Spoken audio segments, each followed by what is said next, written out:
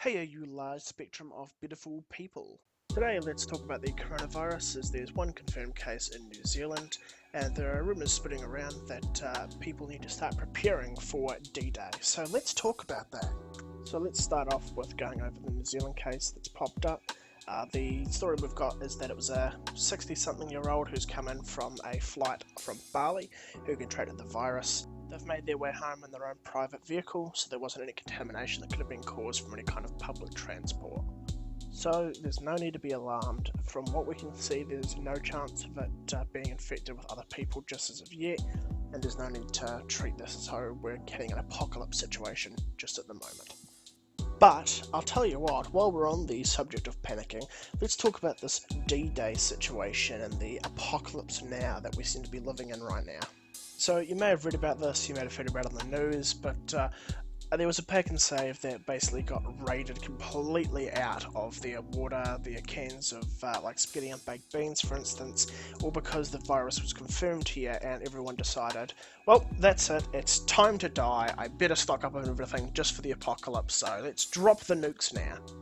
Now, I don't think this is a major time to panic at the moment. I say that in time to really panic is if we start seeing someone who looks a lot like John Goodman, who actually lives at 10 Cloverfield Lane.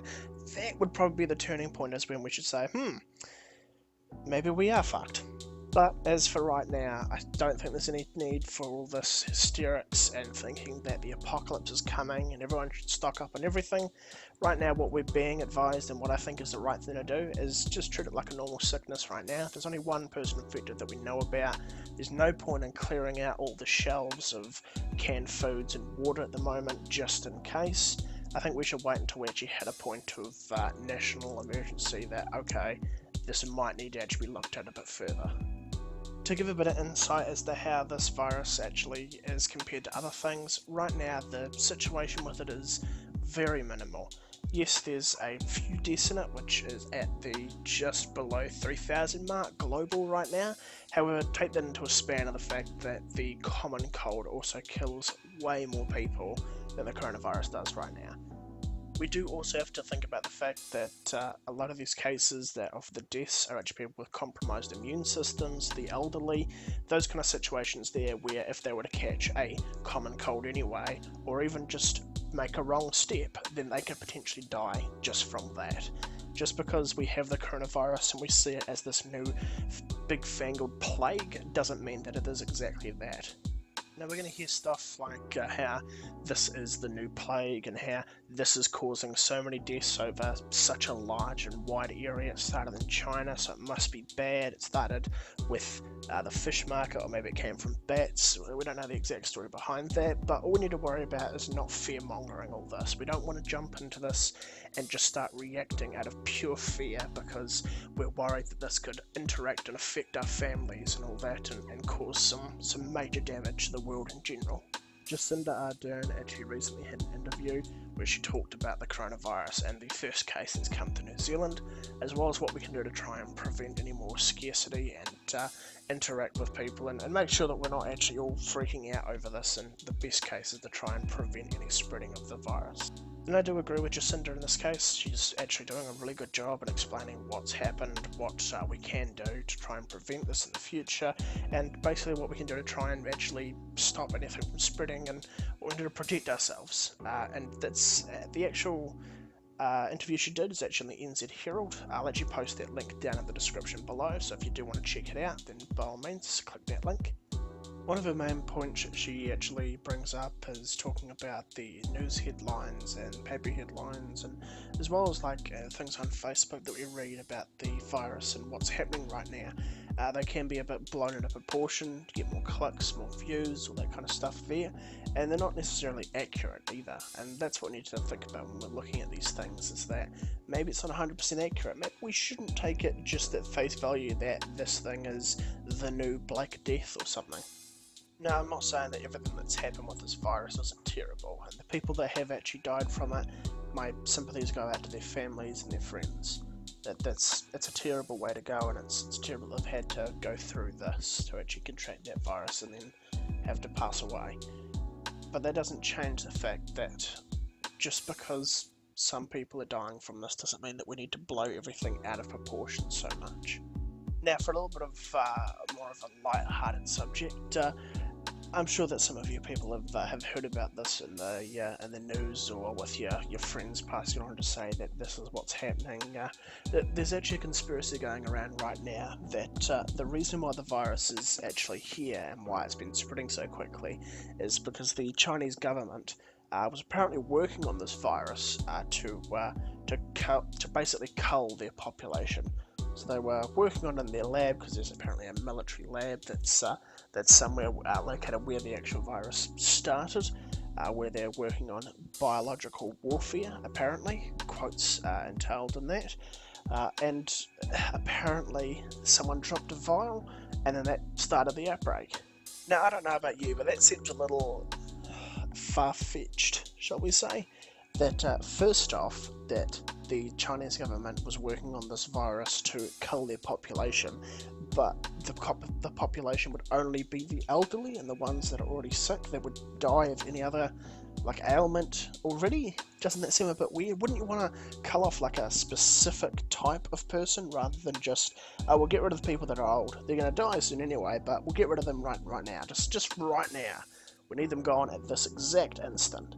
Let alone the fact that they've chosen to do this in their biological lab with their biological warfare, and someone just drops a vial. You would think in a biological warfare environment where you're actually making these things that you'd be just a little more careful when you actually move these things around. So I find it just a little unlikely that one of the operatives has decided to pick up this vial of what was meant to be a disease, a virus that was meant to knock out a large percent of the population to cull them down, and then just, whoops, butterfingers. Next best thing about this whole conspiracy is that it was spread through the most official news outlet that you can ever hear from. Just no bias at all, always 100% accurate, no downsides, just perfect news all the time. Fox News. I mean, we're talking about an organisation that owned The Simpsons, who constantly make fun of their own producers being Fox. Let alone the fact that now they are run by Disney. The Chinese aren't invited to my clubhouse. Also, can we just talk about the fact that you've got a Fox News who's owned by Disney, whose their mascot, of course, is Mickey the Mouse, but they're saying that the Chinese are the one that's spreading a virus rather than, I don't know, a mouse, which you suppose you could decide to call them a rat. And weren't rats part of the issue with the plague quite a while ago? I don't think that's a coincidence. Look, anyway, the main thing that I'm trying to put across here is don't freak out about the virus coming to New Zealand and how the media is actually portraying how bad this virus is. People are dying from it, and that is sad and it's upsetting, but it's not at the same level as it has been in the past with certain viruses that have gone around, and bacteria and diseases. We're nowhere near at that point yet. Again, the maximum death toll global at the moment is just under 3,000. In the grand scheme of things, that's not a massive amount. And the best thing that I can suggest that we all start doing is just making sure that we're washing our hands.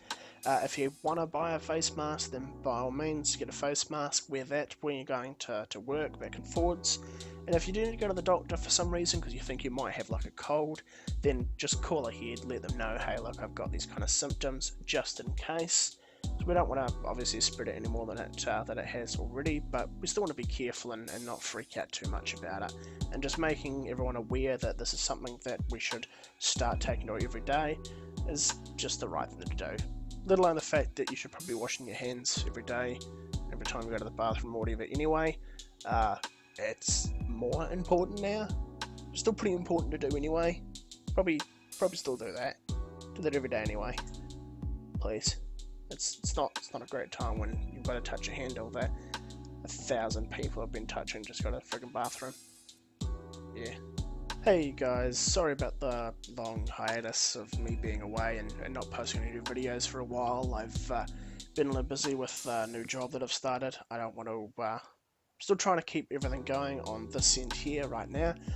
Just trying to balance everything out and work in a good regime of doing these videos as well as doing my daytime job. So yeah, thanks again for holding out. If you still have, thanks for staying subscribed. And I will see you guys in the next video. Don't forget to like, comment, and subscribe. Ring that bell so you can make sure you see the new videos that come out. Go onto Twitter, follow me there, like me on Facebook as well, and that way you can keep up to date with the new videos be coming out there as well. I post those to let you know when we're going to be having a new one.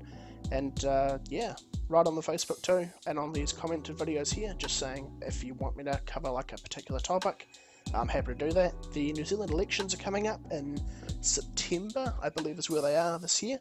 So I'll probably do some videos on like what's happening with Labour and the National and all that kind of stuff, and we'll just talk about the opposite sides and go over like the Greens and stuff too, and just see what we've got going on in New Zealand for the voting for the Prime Minister.